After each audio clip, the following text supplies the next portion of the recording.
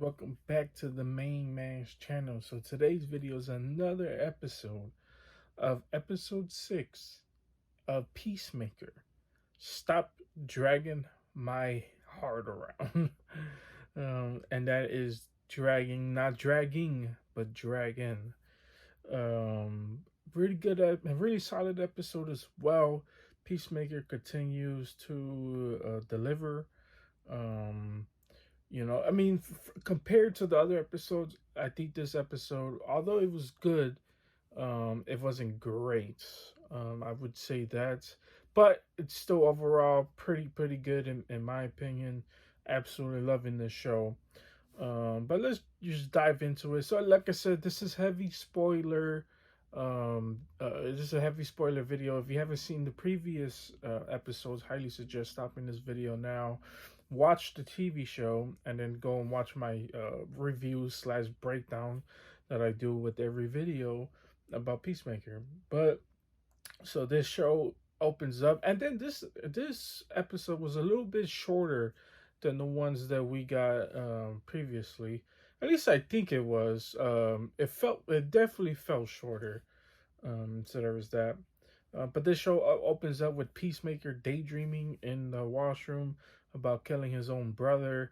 He's having his breakdowns as well. And then remember, this is coming off the last episode where he found out about the Captain Lock exposed him with the diary. So the whole world knows that he is the most wanted guy in the world right now. So there's that. Uh, yeah, but it's been hitting him really hard. Every episode, he is reminiscing about the times he had with his brother, and then that tragedy they had where he, this is the first time we see the full scene with his father, setting up like a little fighting pit. They're betting on who would win the fight.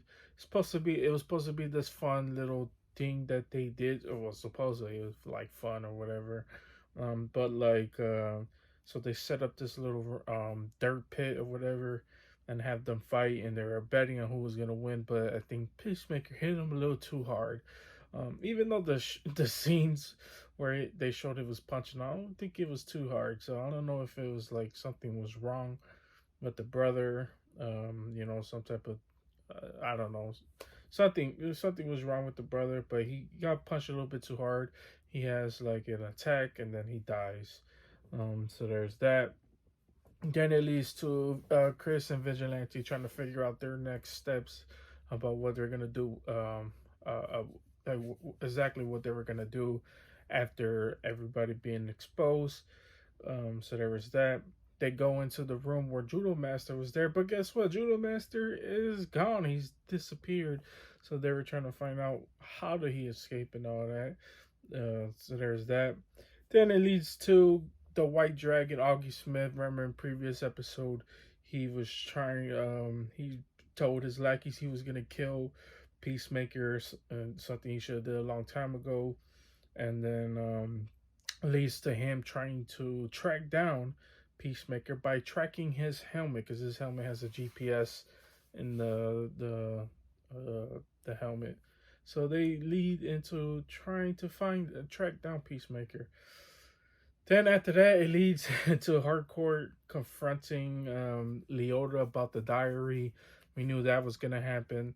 I know there was gonna be a falling out between them as well. She eventually tells Hardcore that she is Amanda Waller's daughter.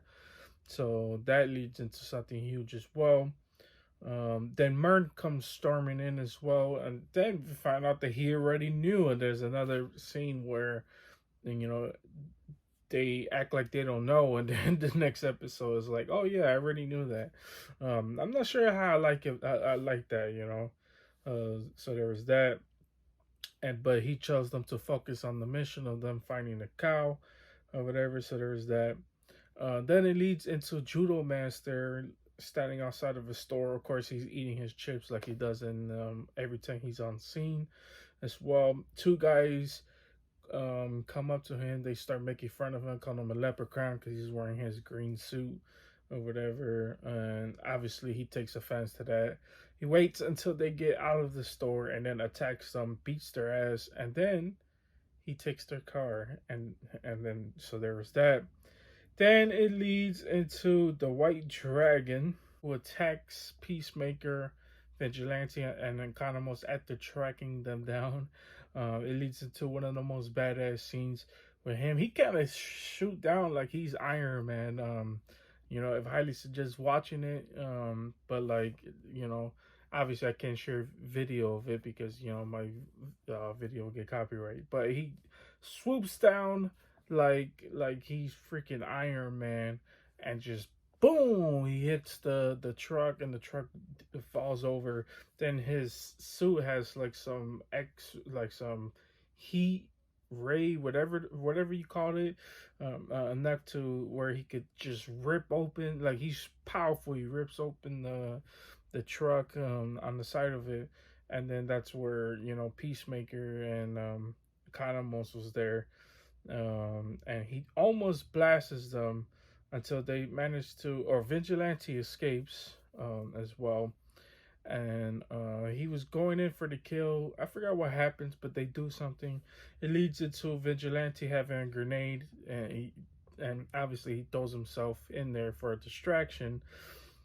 Peacemaker and Economos escapes through the back of the woods from the trail that they were driving on, and then leads to Vigilante throwing a grenade. Now, the way they shot the scene made it seem like Vigilante blew himself up, and I was super sad. I was like, oh my god, don't tell me they're killing off Vigilante like that. But it's shown, like, I don't know, like the blast radius where he threw that grenade, I think for sure, probably in real life, probably would have killed them. But for somehow, some way, none of them died. So I was like, that's really weird. Like, he threw it like really close to them. I don't know how they survived. I knew uh, Augie Smith. I know he was gonna survive that because it seems like his suit could absorb some type of blast or whatever. But there's no his lackeys definitely probably should have died. I'm gonna be real with you. But anyways, they get the distraction. Eventually, after the smoke clears up, Vigilante's not there. But then they go back into tracking the GPS device in Peacemaker's helmet. So there's that as well. Then it leads into Golf getting ready to raid Mern's hotel room. Now, for some reason, Mern, who was talking to Leota and Hardcore, tells them to get their stuff ready, so they leave. When they're coming back, they see that the cops are running up there, getting ready for the raid as well. Hardcore sees them, she hides, as well as Leota when she eventually comes to Hardcore. So they're hiding there. That's when they hear the gunshots of Mern being killed. Actually, super, super surprising that Mern got killed. I mean, I probably should have known one of the crew was gonna get killed eventually. Not Mern though. I didn't think he was gonna survive. And there goes all my theories about he like has something to play a little bit later because he eventually gets killed as well. When his butterfly comes crawling out of the original Mern's mouth, Golf grabs the butterfly, she squeezes and throws it on the ground. So when they eventually leave, also a quick moment there. Even I didn't mention it, I didn't write it down, but Fitzgibbon has like a little soft moment for Mern, and he's just like, "Did you really need to kill him?" or whatever. So there was that. So I'm thinking this because Mern was the leader of this other butterfly crew or whatever, and then there was that scene where Judo Master was like, "They're not as bad as you think they are." I still think that the butterflies could eventually work with them, and I don't know, just throwing that together. Pretty interesting about that as well. So there was that. Um, but anyways, Mern gets killed. They have a little interaction with Mern's butterfly. I don't know how to say his name, so I'm not even gonna try to pronounce it. But it's actually a pretty sad moment when um, Hardcore's holding the butterfly in his hand, in her hand, and seeing it slowing, dying. Like, it was pretty sad. Um, but anyways, it leads into the other scene leads into Vigilante eventually escaping, and finds one of their cars. He gets in their car and just drive out because the idiots left the key in the car. Um, and then it leads into a judo master after Golf had left or whatever with the police. It leads into Judo Master attacking Hardcore and Leota, and they get in a little badass little fight scene with each other as well. Hardcore was holding her own against Judo Master. I'm not sure how I feel about that. I mean, she was getting hit pretty hard though, but she was hitting Judo Master with some good shots. But I feel like if anything, they should have had Judo Master just completely dominated her. But I understand. I understand the moment, but eventually he does get her. Like, he wraps her arm up in a little wrappage that he had or whatever. And then it leads into Leota saving her and tasers him, so he's on the ground and captured once again. So there is that. Honestly, I just think they don't have any real big plans for Judo Master. I'll be real with you. Um, and I eventually thought like he was gonna come into play a little bit later as well, like help the team out eventually. But I don't think that's happening anytime soon because every time he just attacks him, he loses. I mean, he won the first round, but his last two rounds, I mean, he's lost both rounds, and then he's been taken down by Leota at that. So that's pretty crazy as well. Then it leads into Peacemaker eventually, and Economos and telling Peacemaker like how would they able to find us or whatever, and then eventually Peacemaker figures out that it was the helmet that's being tracked as well. So they put this helmet on the raccoon as well, and then it leads into um, Vigilante inside the car. He eventually passes out because of the grenade as well. The White Dragon and his followers eventually finds the raccoon that has the helmet, that they put the helmet on the raccoon. So they eventually lead pads, and then they do the tracking device again. Eventually finds out that it was the raccoon, but then they find out that they could track the other helmets as well. And apparently Vigilante had a whole bag that he took of the helmets for. So they end up tracking that, finding them again, and then it leads into a fight with them as well. They get the better of the crew this time again. And then it leads into one of the most badass scenes in the whole episode, where uh, Vigilante gets taken down right away. Oh no, Vigilante was going to go take a piss or whatever, so he's not in the fight already. But Peacemaker gets taken down.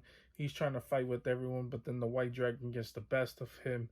And right when the White Dragon was about to blow his whole face off, Vigilante comes out of nowhere, stabs him in the back, messes up some part of his armor as well.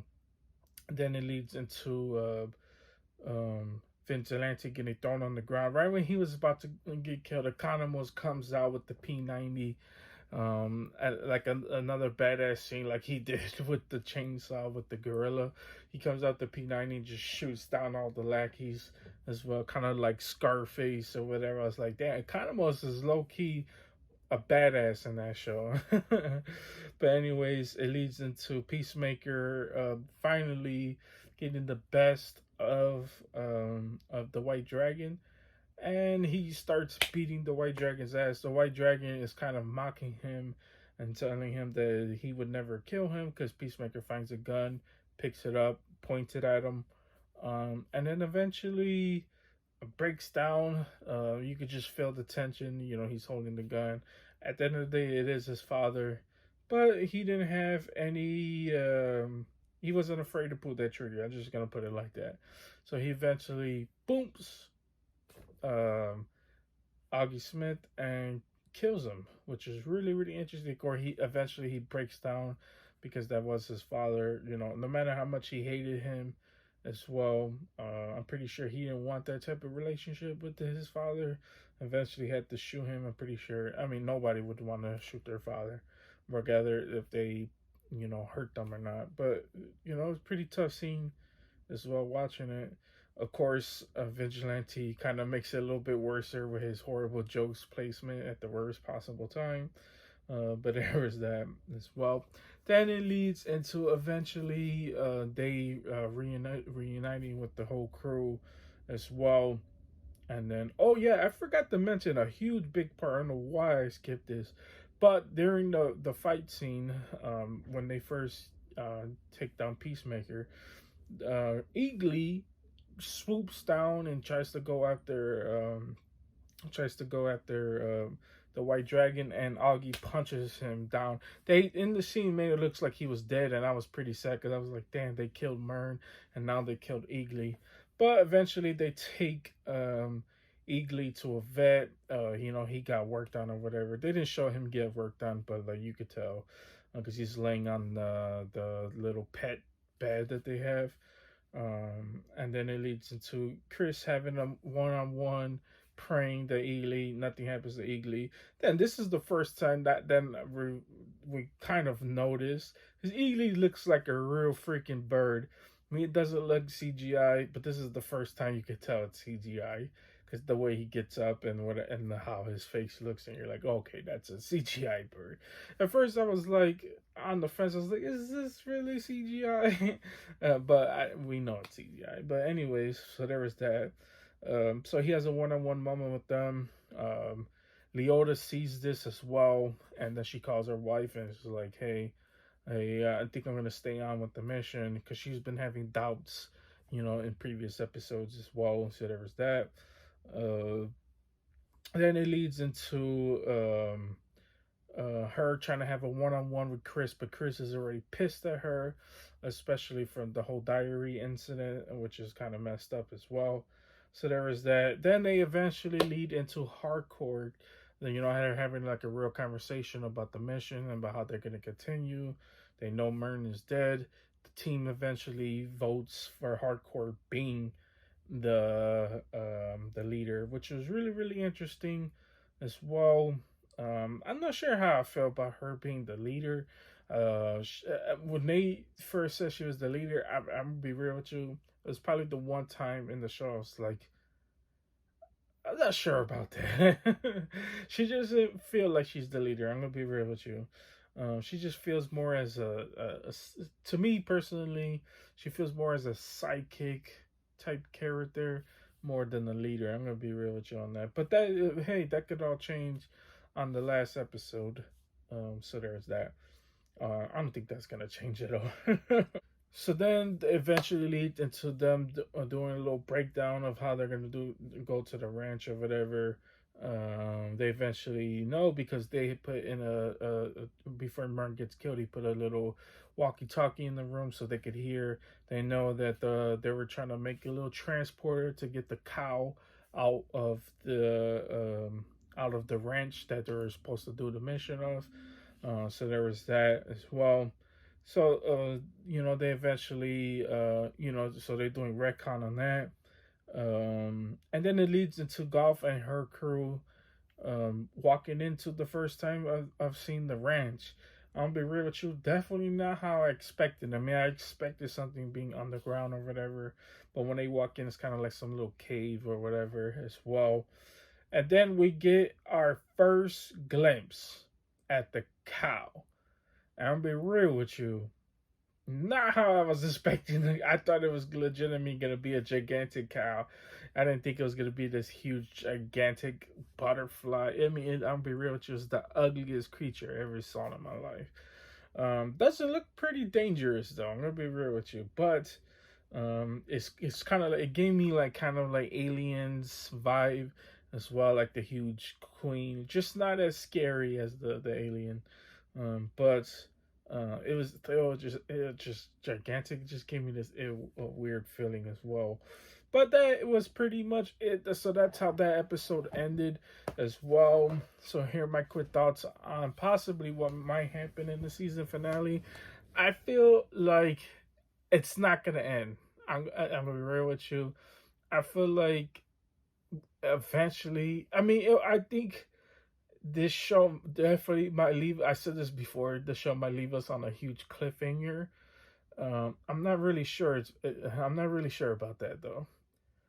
There's a huge possibility of Will, and then there's a huge possibility they take down the butterflies. I do think they do take down Sophie Song as Golf. I do think they take her down. I do think possibly they kill the cow, but I'm not sure. I'm gonna be real with you. Possibly not sure about that as well.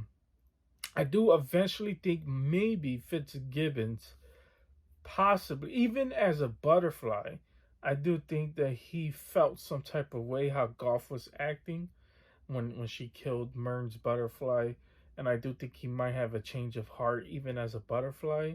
So there was that as well. But honestly, I don't know how now since the I thought the White Dragon would be a little bit better during the confrontation. So I really don't know. I'll be real with you, but it's gonna be really interesting. But yeah, that is pretty much it. Those are my quick thoughts, and I can't wait for the season finale. Even though it sucks that the show's gonna end as well. And then the best thing happened today: the Batman pre-orders went in today to get the tickets, and your boy had to pick up his tickets. You know what I'm saying?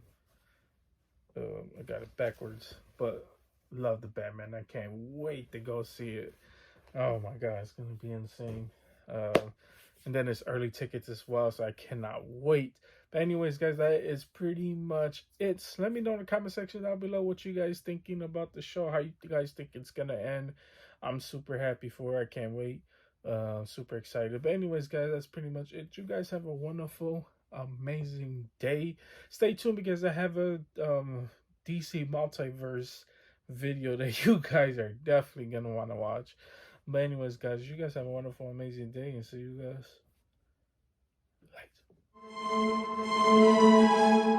later.